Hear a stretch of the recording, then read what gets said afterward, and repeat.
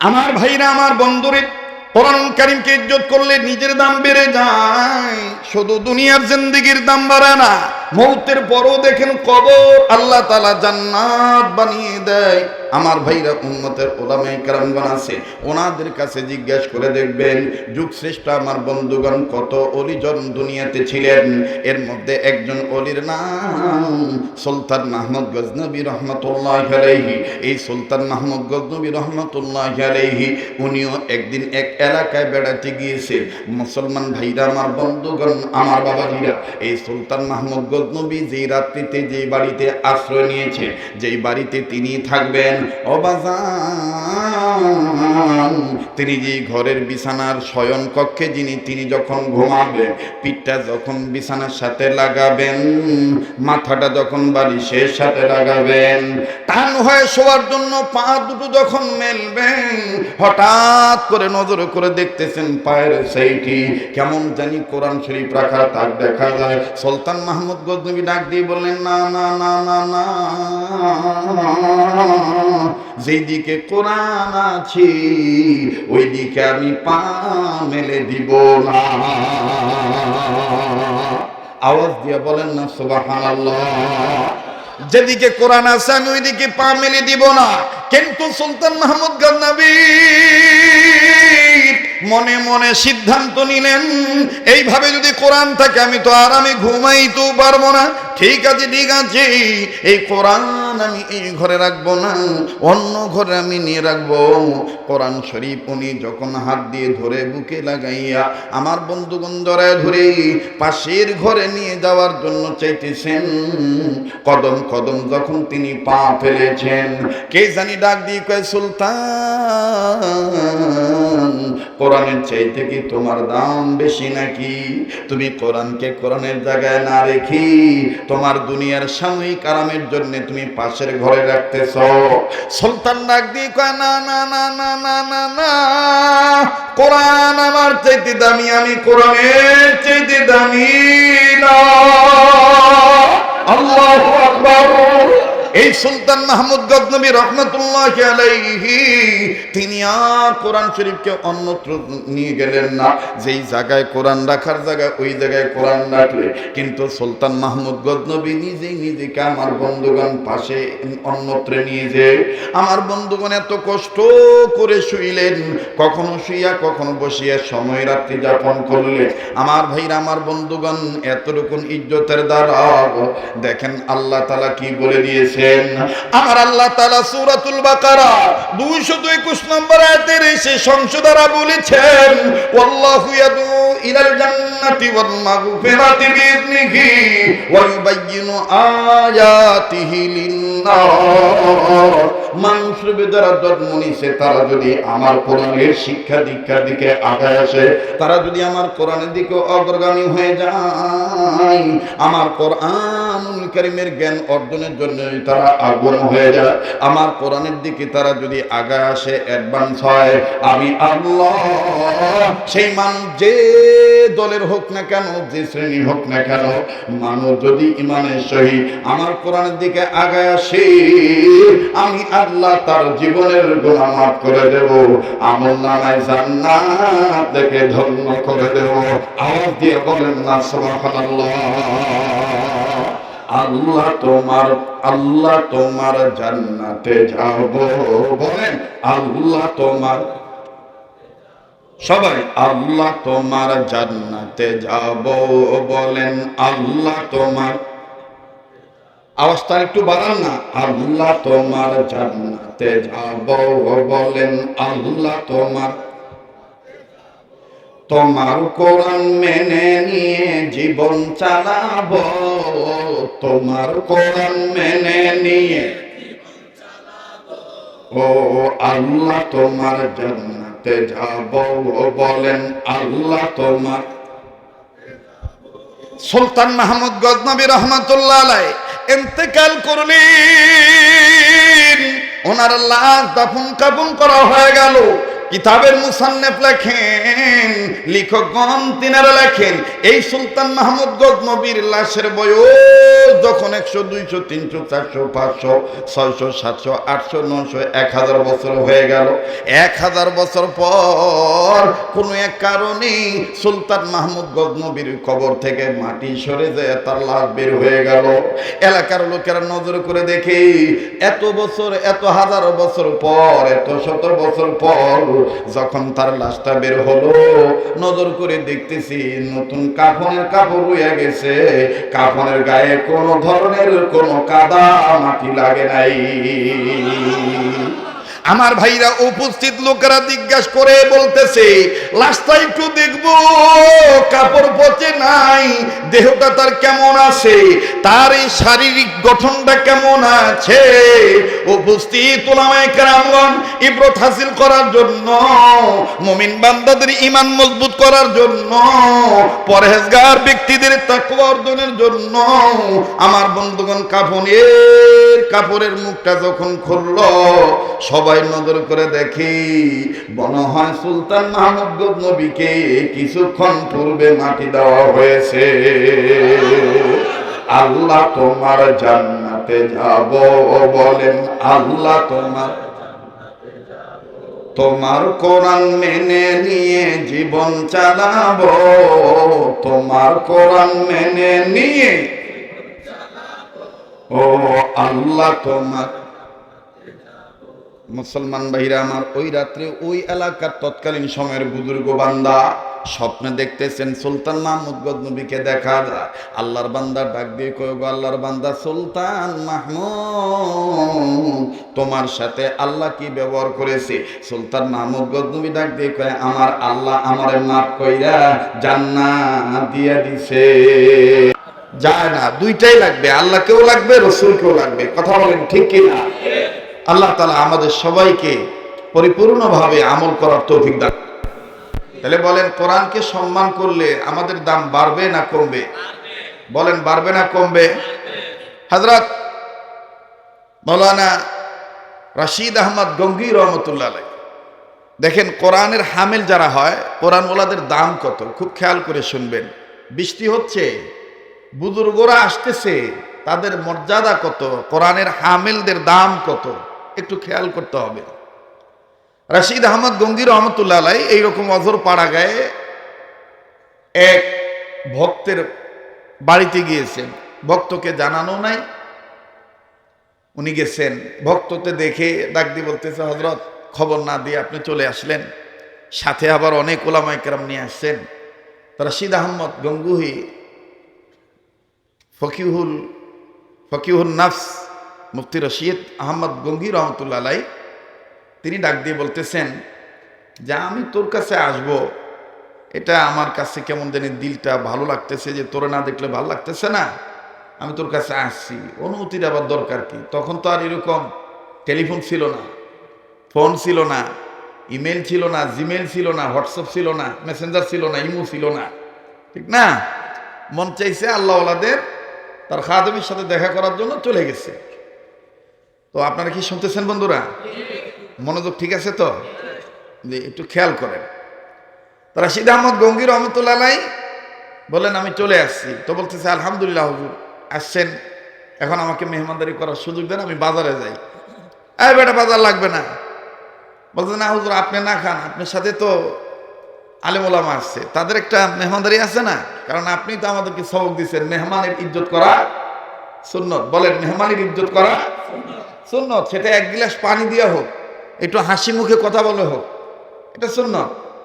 তো আমার ভাইরা হযরত রশিদ আহমদ গঙ্গী রহমতুল্লাহ বলে, ঠিক আছে তুমি বাজারে যাও, তবে বাজারে যাওয়ার আগে আমার একটু এক বদনা পানি দাও। তো তৎকালীন সময় বদনা হইল মাটির বদনা। এখানে যারা মুরব্বীরা আছেন, আমাদের নানীদেরকে দেখেছি, দাদিদেরকে দেখেছি, প্রবীণ মুরব্বীদেরকে দেখছি মাটির বদনা ব্যবহার করতে। আপনারা কি কেউ দেখছেন? কথা বলেন, দেখছেন? তো এই মাটির বদনাতে করে হযরত রশিদ আহমদ গঙ্গী রহমতুল্লাহর কাছে পানি এনে দিছে। রশিদ আহমদ গঙ্গী রহমতুল্লাহ বিসমিল্লাহ বলে ওযু করার নিয়ত করে উনি যখন ওযু শুরু করছেন, কবজি ধুয়েছেন, এরপরে তো মুখে পানি দেওয়া, নাকি বলেন? কিন্তু যখনই মুখে পানি দিয়েছেন, ওনার জবানটা কেমন জানি বন্ধ হয়ে গেছে, মুখটা কালো হয়ে গেছে। উনি চোখ বন্ধ করলেন, উনি পানি কিছুক্ষণ রাখলেন, এরপরে মুখ থেকে পানি ফেলে দিলেন। পানি ফেলে দিয়ে সমস্ত শাগিরদেরকে, মুরিদানদেরকে, আলেম ওলামাদেরকে ডাক দিয়ে বলছে যে তাড়াতাড়ি আসো, তোমরা আমার চতুর্দিকে দাঁড়াও, দাঁড়িয়ে লা ইলাহা ইল্লাল্লাহ জিকির করো, কালেমার আওয়াজ দাও, লা ইলাহা ইল্লাল্লাহ জিকির করো। কেন কালেমার জিকির? দেখেন মাদ্রাসা করলে লাভ কি? অনেকে বলে এত মাদ্রাসা করে লাভ আছে, ছোট ছোট মাদ্রাসা করার দরকার কি? এই এলাকায় তো দাওরাত হাদিস মাদ্রাসা আছে। আবার অনেক দাওরাত হাদিসের কমিটিরা ওই ছোট ছোট মাদ্রাসায় দান যেন মানুষ না দেয়, এই জন্য উস্কানি দেয়, আবার পান দেয়। ওই মাদ্রাসায় কি আলেম তৈরি হয়? দাওরা পড়তে পারে? এই মাদ্রাসায় কেবল নুরানি করছে, হেফজ পড়ে। এই ছোটখাটো মাদ্রাসায় দিয়ে দরকার নাই, দিলে বড় মাদ্রাসায় দেন। আজকে এটার ভুল ভেঙে যাবে। দেখেন হাটাজারি মাদ্রাসার একজন মুরব্বী ছিলেন হযরত মাওলানা জমিরুদ্দিন রহমতুল্লাহ আলাইহি। তিনি তার কিতাবের মধ্যে লেখেন, তুমি কিচ্ছু জানো না মুসলমান, তুমি কিচ্ছু জানো না, কিন্তু লা ইলাহা ইল্লাল্লাহু মুহাম্মাদুর রাসূলুল্লাহ সাল্লাল্লাহু আলাইহি সাল্লাম, এই কালেমাটা তুমি সহি শুদ্ধ করে পড়েছো, জেনেছো, শিখেছো। এই কালেমাটা একবার পৃথিবীর যেখানে থেকে সেখান থেকে যদি তুমি তোমার মৃত বাবা মার নামে একবার পাঠ করো, আল্লাহ তাআলা তোমার বাবা মার কবর আযাব মাফ করে দেন। আপনারা বলেন এই সমস্ত ছোটখাটো মাদ্রাসায় লা ইলাহা ইল্লাল্লাহু মুহাম্মাদুর রাসূলুল্লাহ কালেমা তৈয়বার শিক্ষা দেওয়া হয় কি হয় না? আপনারা বলেন না কেন? কথা বলেন, দেওয়া হয় কি হয় না? আমার বন্ধুগণ, আমার ভাইরা, আতরের দোকান বাইতুল মুকাররমে কত আতরের দোকান আছে, কাজ্জা ঝগড়া নাই। কত স্বর্ণের দোকান আছে, কোনো রেশারেশি নাই, হিংসাহিংসি নাই। কিন্তু আমাদের সমাজে এক মাদ্রাসার পরে আর এক মাদ্রাসা করলে ওই মোতামিম এই মোতামিমের লগে সালাম দেয় না, কথা কয় না। কেন রাগ করতেছেন নাকি? স্বর্ণের দোকান যে এলাকা যত বেশি থাকবে ওই এলাকার দাম তত বেড়ে যাবে। আতরের দোকান যত বেশি যে এলাকায় থাকবে ওই এলাকার তত খুশবু ছড়াবে। কথা বলেন ঠিক কিনা? আমার ভাইরা, তো মাদ্রাসা ছোট হোক বড় হোক খালি হইতে দেন, কারণ এক একটা মাদ্রাসা হলো ক্যান্টনমেন্ট। এই ক্যান্টনমেন্ট যদি ঠিক থাকে, যেই সমাজে ইসলামের দুর্গ তৈরি হবে, ছোট হোক বড় হোক, ওই সমাজে কাদিয়ানীরা ফিতনা ছড়াইতে পারবে না। ওই সমাজে ইসরায়েল ভারত কোন ধরনের চক্রান্ত করে রেহাই পাবে না, ধরা তাকে খেতেই হবে। কেন? ওই এলাকায় ক্যান্টনমেন্ট আছে। কথা বলেন ঠিক কিনা? এই জন্য ক্যান্টনমেন্ট হইতে বাধা দিবেন না, ক্যান্টনমেন্ট হইতে বাধা দিবেন না। যদি বাধা দেয়, সে যত বড় বুজুর্গ হোক, বুঝবেন এর ভিতরে ভালো নাই। সে যত বড় বুজুর্গ হোক, যত বড় পিসাব হোক, সে যদি বলে যে তুমি আবার এই মাদ্রাসা করছো কে, তা বুঝতে নিবেন এটার ভিতরে লড়র বড়, এটার ভিতর কি লড়র বড়।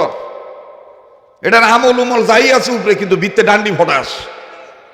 কারণ এই অন্যের ভালো দেখতে পারে না, কথা কয় না। আপনারা যদি কথা কইবেন না, ভিত্তে ভিত্তে মনে হেরা মনে হেই গ্রুপে দালা। কিন্তু দেখেন তো কেটা কেটা কথা কয় না, উচিত কথায় মা বেজার, গরম ভাতে বিলাই বেজার। কি আগ গাইতাম না ভাত চাইতাম? জোরে কোন আল্লাহু আকবার, আবার জোরে কোন আল্লাহু আকবার। তো বলতেছে তোমরা সবাই লা ইলাহা ইল্লাল্লাহ জিকির করো। এবার জিকির করা হয়ে গেছে, অনেকক্ষণ জিকির করছে। জিকির করার পরে এবার রশিদ আহমদ গঙ্গী রহমতুল্লাহ আলাইহি হাত তুলে ডাক দিয়ে বলতেছেন, দয়ার আল্লাহ, আল্লাহ গো,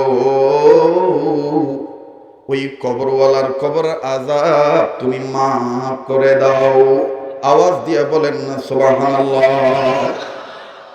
রশিদ আহমদ গঙ্গী রহমতুল্লাহ আলাইহি ডাক দিয়ে বলতেছেন, মালিক,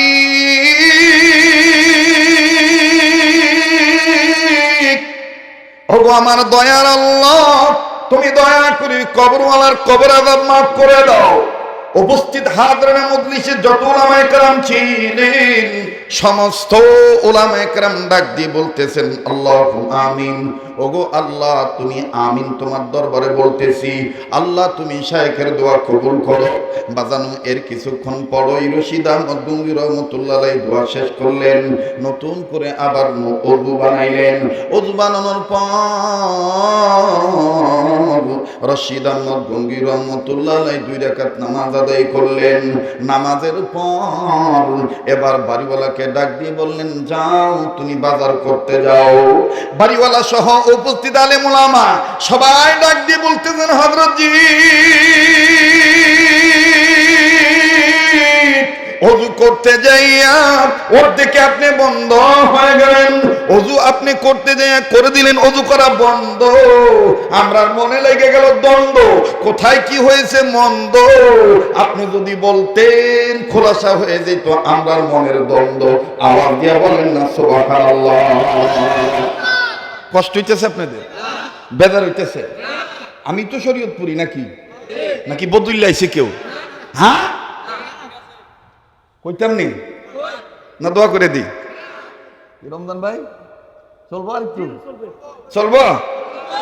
আমার এখান থেকে যেতে হবে ভুয়াপুর, ভুয়াপুর, ওখানে খবর নিছি, খালি যদি কইতো হুজুর বৃষ্টি হইতেছে হুজুর আইয়ের না হুজুর, তাইলে আমি নিয়ত করছিলাম আমাকে আমার ফুল সময়টা দিতাম, কিন্তু হেরা কইতেছে হুজুর বৃষ্টি হোক আর যাই হোক আমরা আউন লাগবো। এই জন্য আমি আপনাদের কাছে ক্ষমা প্রার্থী, তবে বড় ভাইরা আছে আপনাদেরকে খাস খাস আলোচনা শোনাবেন। আমি শুধু ওনারা যে কোরআন হাদিসের আলোচনা করবেন, কোরআনের আজমত কি, কোরআনের সম্মান কি, কোরআনের শান কি, কোরআনের ইজ্জত কি, কেন এই মাদ্রাসা করা হলো, এই বিষয়টা সামান্য সময় একটু তুলে ধরতেছি। কষ্ট হচ্ছে আপনাদের? যারা বলেন কষ্ট হচ্ছে আমাদের। আপনি রাজনীতি করবেন এই কোরআন লাগবে, আপনি যুদ্ধনীতি করবেন এই কোরআন লাগবে, আপনি ধর্ম পালন করবেন কর্মের মধ্যে কোরআন ঢুকাইতে হবে। যা বলবে হুজুর মাদ্রাসা করেন আপত্তি নাই, কিন্তু রাজনীতির কথা বলবেন চলবে না। তাদেরকে বলতে চাই রাজনীতি করতে গেলে অবশ্যই মুসলিম উম্মাহ কোরআন মানতে হবে। কোরআন ছাড়া রাজনীতি যারা করবে তারাই দুর্নীতি করবে, তারাই পেটনীতি করবে, তারাই জালিয়াতি করবে, তারাই শোষণ নীতিতে বাস্তবায়ন হবে। এজন্য আমার বন্ধুগণ, রাজনীতি করতে হলে আপনাকে করতে হবে কোরআন সুন্নাহ ভিত্তিক রাজনীতি। আর আগামীতে ভোট দেওয়ার সময় আসলে এখন থেকে পাক্কা নিয়ত করেন, এবারে ভোট দেবেন সেই মানুষের যে মানুষ পক্ষে থাকে আল কোরআনে। দেন কেডায় কথা কইছে না, যারা আওয়াজ কেডায় আওয়াজ দিছেন একটু দেখেন তো। এবারে ভোট দেবেন সেই মানুষের যে মানুষ পক্ষে থাকে আল কোরআনের। নারায়ে তাকবীর, নারায়ে তাকবীর। এবারে ভোট দেব ভাই সেই মানুষের যে মানুষ পক্ষে থাকে আল হাদিসের। ঠিক আছে কিনা? কোন দলের কথা কইছি? আমি মুসলমান হিসেবে এইটা আমার দাবি, ঠিক না? আমার বন্ধুগণ তো রশিদ আহমদ গঙ্গুর রহমতুল্লাহ ডাক দিয়ে কইতেছে, বাবা কি কইতাম তোমরা রে, কি কইতাম, আমাকে যে বদনার মাধ্যমে পানি এনে দিয়েছ, এই পানিটা যখন আমি মুখে নিয়েছি তখন কেমন জানি মুখটা আমার তিক্ত হয়ে গেছে, মুখের মধ্যে পানিটা কেমন জানি তিতা লাগলো। আর আমার মুরিদানরা, আমি আমার কাশফর দিকে চিন্তা করলাম, আমি আমার দিলের চোখ দিয়া তাকাইলাম, আল্লাহকে ডাক দিয়ে বললাম, আল্লাহ আপনি বলেন তো দেখি কি হয়েছে, আপনি আমাকে একটু বইলা দেন। আমার আল্লাহ আমাকে ডাক দিয়ে বলে দিল, রশিদ রে আমি তোমায় জানিয়ে দিতেছি, যেই মাটির বদনা দ্বারা তোমাকে পানি এনে দেওয়া হয়েছে, এই যেই মাটির বদনা যেই মাটি থেকে তৈরি করা হয়েছে, এই মাটি যে এলাকা, ওই এলাকার মধ্যে একটা কবর আছে, ওই কবরের মধ্যে সাংঘাতিক আযাব হইতেছে, ওই আযাবের দরুন অত্র এলাকার সমস্ত মাটি ভিতরে ভিতরে পুড়ে গেছে। আর পোড়া মাটি কিন্তু হয় লবণাক্ত লাগে নাইলে তিতা লাগে। তরকারি বেশি ফুরিয়া গেলে হয় বেশি লবণ ফুটটা ওঠে, নাইলে তিতা বাসা ওঠে। কি আমরা কথা কর না, বাস্তব না? এটা আপনি তরকারি না, ভাতের ক্ষেত্র যদি ভাতও দেখবেন যদি নামাইতে নামাইতে দেরি হয়ে গেছে গা, ফুরিয়া গেছে গা, বালা ভাত, এই ফোড়া ভাতের মুহে নিয়ে দেখবেন হ্যাঁ পিতা। কথা কর না। ডাক দিয়ে বলতেছেন, রশিদ রে এই মাটি ওই আযাব বেশি হওয়ার কারণে অত্র এলাকার মাটি তিক্ত হয়ে গেছে, আর ওই তিতা মাটি দ্বারা বদনা তৈরি হয়েছে, আর ওই তিতাটা এখনো রয়ে গেছে। ওগো আমার আল্লাহর বান্দাগণ, তখন আমি একজন মুসলমান হিসাবে আল্লাহর কাছে ডাক দিয়ে বললাম, আল্লাহ আপনি দয়া করে তার কবর আযাব মাফ করে দেন। কিন্তু আমার কাছে বলা হলো এইভাবে মাফ হবে না, তোমাদের সবার জাতির পিতার নাম যেহেতু ইব্রাহিম খলিলুল্লাহ, তোমরা যাতে যাতে মুসলমান, তোমরা একজন আরেকজনের ভাই, তোমরা সবার সাথে সবাই মিলে থাকলে তোমাদের কোনো বিপদ নাই। ঠিক কিনা ভাই? ডাক দিয়ে বলতেছেন রশিদ রে, তোমাদের এই মুসলিম ভাইয়ের জন্য সবাই যৌথ মিলে লা ইলাহা ইল্লাল্লাহর জিকির করো, আমি আল্লাহ তাআলা তাকে মাফ করে দেব। এবার যখন সবাই মিলে লা ইলাহা ইল্লাল্লাহর জিকির করলো, আমি আল্লাহ তার কবর আযাব মাফ করে দিলাম। তোমরা যখন লা ইলাহা ইল্লাল্লাহর জিকির করলা, আমি সাথে সাথে আমি রশিদ আমার আল্লাহর কাছ থেকে জানতে পারলাম, দোয়া করার পরে জিকির করার পরে আল্লাহ তাআলা ওই কবরওয়ালার কবর আযাব মাফ করে দিয়েছি। গোরস্থানের একটু মাটি বায়না করে রাখ রে, বায়না করে রাখ কন্যা, গোরস্থানের একটু মাটি বায়না করে রাখ রে, বায়না করে রাখ। কেউ সমস্যা হইতেছে আপনারা? জবানটা খোলেন না, মাটি বায়না করার দরকার আছে না? গোরস্থানের একটু মাটি বায়না করে রাখ রে, বায়না করে রাখ। কখন জানি আসবে রে তোর, কখন জানি আসবে রে তোর দুনিয়া সারার ডাক রে, গোরস্থানের একটু মাটি বায়না করে রাখ রে, বায়না করে। মাটির খাঁচায় প্রাণের ময়না, চিরদিন তো আপন রয় না। ঠিক না? মাটির খাঁচায় প্রাণের ময়না, চিরদিন তো আপন রয় না। খাঁচা ভেঙে পালিয়ে যাবে, খাঁচা ভেঙে পালিয়ে যাবে, হইলে আল্লাহর ডাক রে। গোরস্থানের একটু মাটি বায়না করে রাখ রে, বায়না করে রাখ। বলে গোরস্থানের একটু মাটি বায়না করে রাখ রে, বায়না করে রাখ। নারে তাকবীর। তাই আবার বলেন, কোরআন ওয়ালাকে ইজ্জত করলে কোরআনের মাধ্যমে, কোরআনকে ইজ্জত করলে কোরআন ওয়ালার মাধ্যমে আমাদের দাম বাড়বে না কমবে? যাদের সিনে কোরআন আছে, যারা কোরআন শিখেছে, তাদেরকে ইজ্জত করলে আমাদের সমাজ উন্নত হবে না অবনতির দিকে যাবে? উন্নত করে দিবে কে? কিসের বরকতে? কোরআনের বরকতে। আজকে থেকে ওয়াদা করতে পারেন যে হুজুর জীবন ভর কোরআনকে ইজ্জত করব ইনশাআল্লাহ।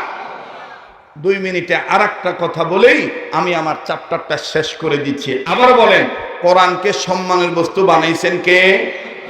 আবার বলেন কে? এটা আমার কথা না আল্লাহর কথা? ইন্নাহু লাকুরআনুন কারীম। পড়েন, ইন্নাহু লাকুরআনুন কারীম। জোরে কোন আল্লাহু আকবার। আমার ভাইরা, আমার বন্ধুরে, কোরআন কারীমকে ইজ্জত করলে নিজের দাম বেড়ে যায়, শুধু দুনিয়ার জিন্দেগির দাম বাড়ে না। মৌতের পরও দেখেন কবর আল্লাহ তাআলা জান্নাত বানিয়ে দেয়। আমার ভাইরা, উম্মতের উলামায়ে কেরামগণ আছে, ওনাদের কাছে জিজ্ঞেস করে দেখবেন, যুগ শ্রেষ্ঠ আমার বন্ধুগণ কত ওলিজন দুনিয়াতে ছিলেন। এর মধ্যে একজন ওলির নাম সুলতান মাহমুদ গজনবী রহমাতুল্লাহি আলাইহি। এই সুলতান মাহমুদ গজনবী রহমাতুল্লাহি আলাইহি উনিও একদিন এক এলাকায় বেড়াতে গিয়েছে। মুসলমান ভাইরা, আমার বন্ধুগণ, আমার বাবাজিরা, এই সুলতান মাহমুদ গজনবী যেই রাত্রিতে যেই বাড়িতে আশ্রয় নিয়েছে, যেই বাড়িতে তিনি থাকবেন, তিনি যে ঘরের বিছানার শয়ন কক্ষে তিনি যখন ঘুমাবেন, পিঠটা যখন বিছানার সাথে লাগাবেন, মাথাটা যখন বালিশের সাথে লাগাবেন, টান হয়ে শোয়ার জন্য পা দুটো যখন মেলবেন, হঠাৎ করে নজর করে দেখতেছেন পায়ের সেইটি কেমন জানি কোরআন শরীফ রাখা তার দেখা যায়। সুলতান মাহমুদ গজনবী ডাক দিয়ে বললেন, না না না না না, যেই দিকে কোরআন আছে ওই দিকে আমি পা মেলে দিব না। আওয়াজ দিয়ে বলেন না সুবহানাল্লাহ। যেদিকে কোরআন আছে আমি ওইদিকে পা মেলে দিব না।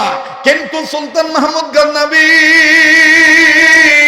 মনে মনে সিদ্ধান্ত নিলেন, এইভাবে যদি কোরআন থাকে আমি তো আরামে ঘুমাইতেও পারবো না। ঠিক আছে, ঠিক আছে, এই কোরআন আমি এই ঘরে রাখবো না, অন্য ঘরে আমি নিয়ে রাখবো। কোরআন শরীফ উনি যখন হাত দিয়ে ধরে বুকে লাগাইয়া আমার বন্ধুগণ ধরে ধরে পাশের ঘরে নিয়ে যাওয়ার জন্য চাইতেছেন, কদম কদম যখন তিনি পা ফেলেছেন, কে জানি ডাক দিয়ে কয়, সুলতান কোরআনের চাইতে কি তোমার দাম বেশি নাকি? তুমি কোরআনকে কোরআনের জায়গায় না রেখি তোমার দুনিয়ার সাময়িক আরামের জন্য তুমি পাশের ঘরে রাখতেছ। সুলতান ডাক দিয়ে কয়, না না না না না না না, কোরআন আমার চাইতে দামি, আমি কোরআনের চাইতে দামি না। আল্লাহু আকবার। এই সুলতান মাহমুদ গজনবী রহমতুল্লাহি আলাইহি তিনি আর কোরআন শরীফকে অন্যত্র নিয়ে গেলেন না। যেই জায়গায় কোরআন রাখার জায়গা ওই জায়গায় কোরআন রাখলে, কিন্তু সুলতান মাহমুদ গজনবী নিজেই নিজেকে আমার বন্ধুগণ পাশে অন্যত্র নিয়ে যে আমার বন্ধুগণ এত কষ্ট করে শুইলেন, কখনো শুইয়া কখনো বসিয়া সময় রাত্রি যাপন করলে। আমার ভাইরা, আমার বন্ধুগণ, এতটুকুন ইজ্জতের দ্বারা দেখেন আল্লাহ তাআলা কি বলে দিয়েছে। আমার আল্লাহ তাআলা সূরাতুল বাকারা 221 নম্বর আয়াতের সেই সংশোধনা বলেছেন, ওয়াল্লাহু ইয়াদউ ইলাল জান্নাতি ওয়াল মাগফিরাতি বিইذনিহি ওয়া ইউবাইয়িনু আয়াতিহি লিন-নাস। মানুষের যারা জন্ম নিছে তারা যদি আমার কোরআনের শিক্ষা দীক্ষার দিকে আগায় আসে, তারা যদি আমার কোরআনের দিকে অগ্রগামী হয়ে যায়, আমার কোরআনুল কারীমের জ্ঞান অর্জনের জন্য তারা আগ্রহ হয়ে যায়, আমার কোরআনের দিকে তারা যদি আগায় আসে, অ্যাডভান্স হয়, আমি আল্লাহ সেই মানুষ যে দলের হোক না কেন, যে শ্রেণী হোক না কেন, মানুষ যদি ইমানের সহিত আমার কোরআনের দিকে আগায় আসে, আমি আল্লাহ তার জীবনের গুনাহ মাফ করে দেব, আমলনামায় জান্নাত থেকে ধন্য করে দেব। আওয়াজ দিয়ে বলেন না সুবহানাল্লাহ। আল্লাহ তোমার জান্নাতে যাব, বলেন আল্লাহ তোমার, সবাই আল্লাহ তোমার জান্নাতে যাব, বলেন আল্লাহ তোমার, আওয়াজটা একটু বাড়ান না, আল্লাহ তোমার জান্নাতে যাব, বলেন আল্লাহ তোমার, তোমার কোরআন মেনে নিয়ে জীবন চালাবো, তোমার কোরআন মেনে নিয়ে, ও আল্লাহ তোমার জান্নাতে যাব, বলেন আল্লাহ তোমার। সুলতান মাহমুদ গজনবী রহমাতুল্লাহ আলাইহি ইন্তেকাল করলেন, ওনার লাশ দাফন কাফন করা হয়ে গেল। কিতাবের মুসান্নিফ লেখেন, লেখকগণ তিনারা লেখেন, এই সুলতান মাহমুদ গজনবীর লাশের বয়স যখন 100, 200, 300, 400, 500, 600, 700, 800, 900, 1000 বছর হয়ে গেল। 1000 বছর পর কোনো এক কারণে সুলতান মাহমুদ গজনবীর কবর থেকে মাটি সরে যায়, তার লাশ বের হয়ে গেল। এলাকার লোকেরা নজর করে দেখে, এত বছর, এত হাজার বছর পর, এত শত বছর পর যখন তার লাশটা বের হলো, নজর করে দেখতেছি নতুন কাফনের কাপড় রয়ে গেছে, কাফনের গায়ে কোনো ধরনের কোনো কাদা মাটি লাগে নাই। আমার ভাইরা, উপস্থিত লোকেরা জিজ্ঞাসা করে বলতেছে, লাশটা একটু দেখবো, কাপড় পচে নাই, দেহটা তার কেমন আছে, তার এই শারীরিক গঠনটা কেমন আছে। উপস্থিত উলামায়ে কেরামগণ ইবরত হাসিল করার জন্য, মুমিন বান্দাদের ঈমান মজবুত করার জন্য, পরহেজগার ব্যক্তিদের তাকওয়া অর্জনের জন্য আমার বন্ধুগণ কাপড়ের মুখটা যখন খুলল, সবাই নজর করে দেখি মনে হয় সুলতান মাহমুদ গজনবীকে কিছুক্ষণ পূর্বে মাটি দেওয়া হয়েছে। আল্লাহ তোমার জান্নাতে যাব, বলেন আল্লাহ তোমার, তোমার কোরআন মেনে নিয়ে জীবন চালাবো, তোমার কোরআন মেনে নিয়ে ও আল্লাহ তোমার। মুসলমান ভাইরা আমার, ওই রাত্রে ওই এলাকার তৎকালীন সময়ের বুজুর্গ বান্দা স্বপ্নে দেখতেছেন সুলতান মাহমুদ গজনবীকে দেখা যায়। আল্লাহর বান্দা ডাক দিয়ে কয়, গো আল্লাহর বান্দা সুলতান মাহমুদ, তোমার সাথে আল্লাহ কি ব্যবহার করেছে? সুলতান মাহমুদ গজনবী ডাক দিয়ে কয়, আমার আল্লাহ আমারে মাফ কইরা জান্নাত দিয়ে দিছে। বুজুর্গ ডাক দিয়ে কয়, কি আমলের কারণে? সুলতান মাহমুদ গজনবী ডাক দিয়ে কয়, তেমন কোনো আমল নাই, তবে আমি জীবনভর আমি দুইটা আয়াতের উপর বেশি আমল করেছি। আল্লাহ পাক বলেছেন ইন্নাহু লাকুরআনুন কারীম, আবার আল্লাহ পাক বলেছেন ওয়া ইন্নাহু লাযিকরুল্লাকা ওয়া লিকাওমিকা ওয়া সাওফা তুসআলুন।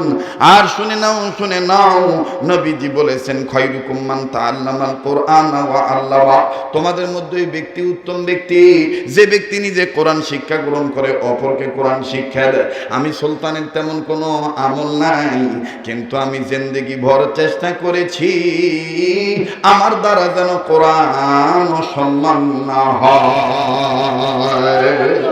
আমি দুনিয়াতে আমার জীবদ্দশায় আমি মাহমুদ সুলতান করেছি কোরআনকে সম্মান। আমার মরার পরে যিনি রহমান, তিনি আমাকে কবরস্থানে দিয়েছেন জান্নাত দান, তিনিও আমাকে মরার পরে কবরে করেছেন সম্মান।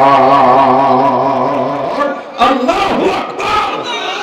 তো আজকে থেকে কোনো মসজিদে যদি দেখেন কোরআন শরীফ খালি গায়ে আছে, কোরআনের গিলাপ নাই, কষ্ট করে এক সপ্তাহ লাগলেও আপনি চুপি চেপে কোরআনের একটা গিলাপ বানায় দিবেন। কোনো মাদ্রাসার পাশে দিয়ে যাচ্ছেন, আপনার অত অর্থ অ্যাবিলিটি নাই, আপনি অত সামর্থ্য নাই, আপনি কমপক্ষে 1 কেজি চাউলের পয়সা হলেও মাদ্রাসায় দিবেন, কারণ এই আমলটাই হাসরের ময়দানে নাজাতের উসিলা হয়ে যেতে পারে। কথা বলেন ঠিক কিনা? আল্লাহ তাআলা আমাদের সবাইকে আজীবন মরণ পর্যন্ত আল্লাহর কোরআনকে সম্মান করে, কোরআনের বিধানকে সম্মান করে আমার মুসলমানিত্ব ধরে রাখার তৌফিক দান করেন। বলেন আমিন। সুবহান রাব্বিকা রাব্বিল ইজ্জাতি আম্মা ইয়াসিফুন ওয়া সালামুন আলাল মুরসালিন ওয়াল হামদুলিল্লাহি রাব্বিল আলামিন।